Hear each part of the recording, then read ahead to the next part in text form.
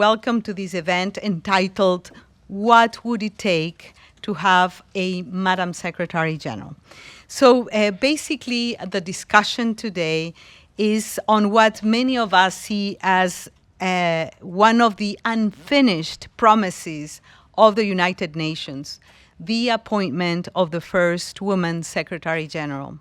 The selection of the next Secretary General in 2026 is perhaps the most significant leadership appointment of the organization, and why not for the multilateral system as a whole. It will shape the direction of the UN at a moment of profound geopolitical fracture, institutional crisis, and existential threats. It is about ensuring that the world's top diplomat reflects perspectives and talent of half of humanity.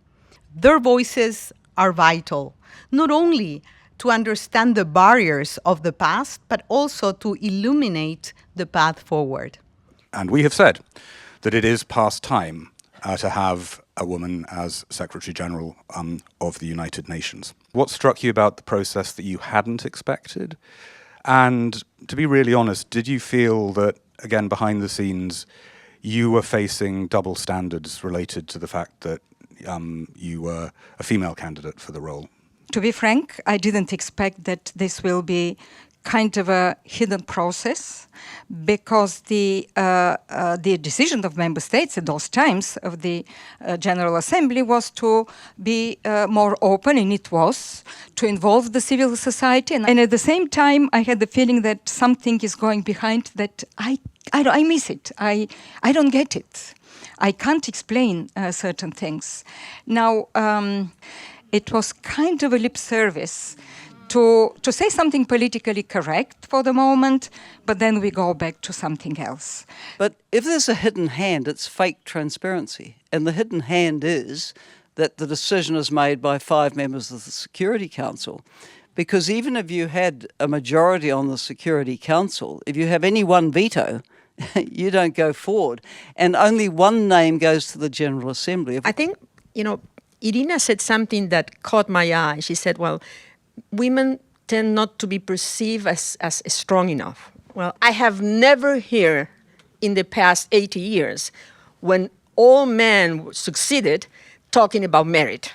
But now that we speak women, yes, of course it has to be merit-based, because it was clear that the meritocracy got us to a very good place. And your strength is your weakness. And people said, you should play down that, you're a strong leader. But for people like us who've come up in a generation where women had to really knock down doors, right? You're forceful.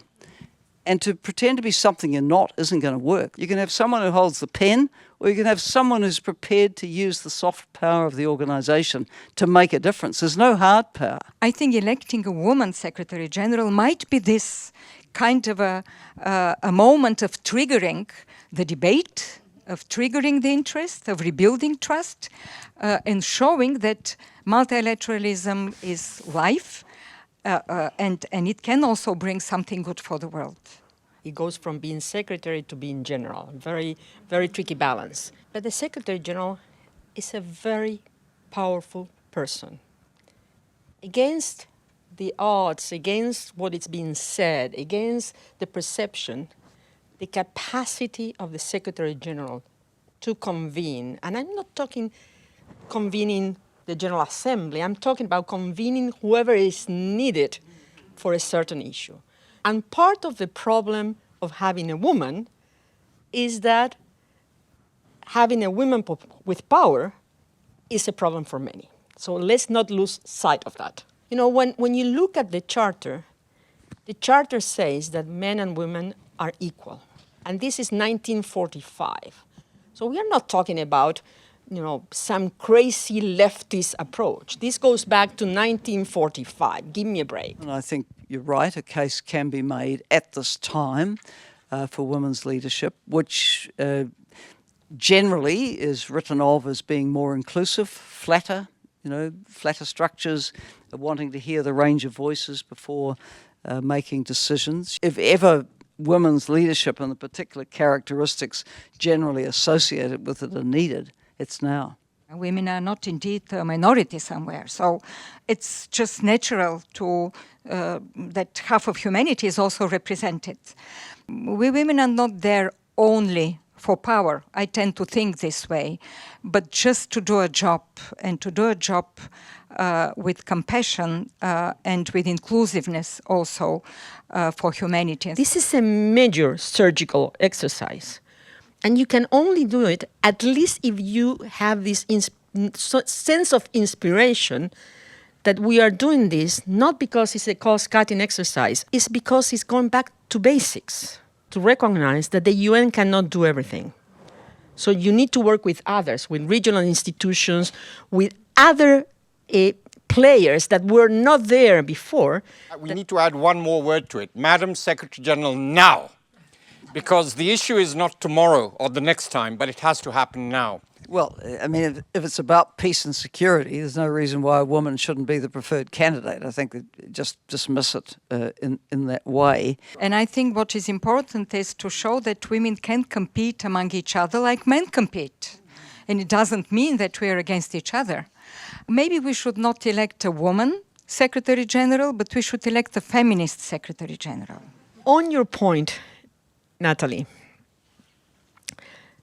clearly there is this buzz that, you know, a woman cannot play the role in peace and security. It's absurd. When you look at how much more lasting the agreements where women have been involved are, that is a proof that women can and should be part of the peace and security resolution. I fully agree that, you know, electing a Madam Secretary General will be a true fundamental change. You know, naysayers may say this is symbolic, right? But it really will be transformational. Firstly, isn't it when things get really bad that they turn to a woman? You know, and would love us to fail, but you know, we can do it. We are not going to have a Wonder Woman who is going to be able to solve all the problems. We need to think about teams, and this is also a change that member states need to recognize.